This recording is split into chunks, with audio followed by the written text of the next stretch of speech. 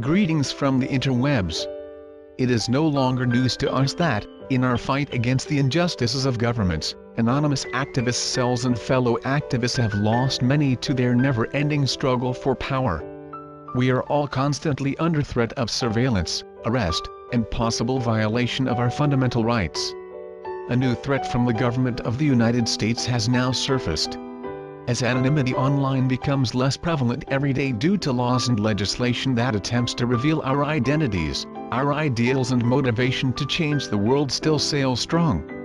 It is not acceptable to let governments control us, as the reason for their establishment was to protect and serve the people, not to control them.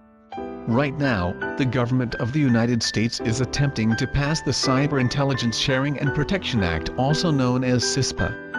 This act would allow for the U.S. government to monitor what we hear, see, and read. It is not allowed for your postman to read your mail. Why should this be any different on the internet? The U.S. government attempts to control you by attempting to gain as much knowledge about your daily lives as possible.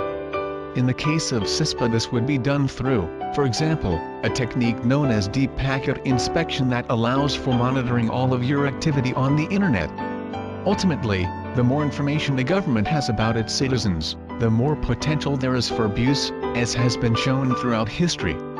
To top it off, there has never been a provable advantage in the field of national security throughout proposals like these, and their only purpose appears to be controlling citizens. Allowing this bill to pass would literally put the United States on equal footing with countries like China and Iran in the field of monitoring communications, and it would likely fuel attempts throughout the world to introduce similar proposals. The only way to prevent this act from becoming reality is by talking about it. Make people aware of its existence and what it means. We are anonymous, we do not forgive, we do not forget, expect us.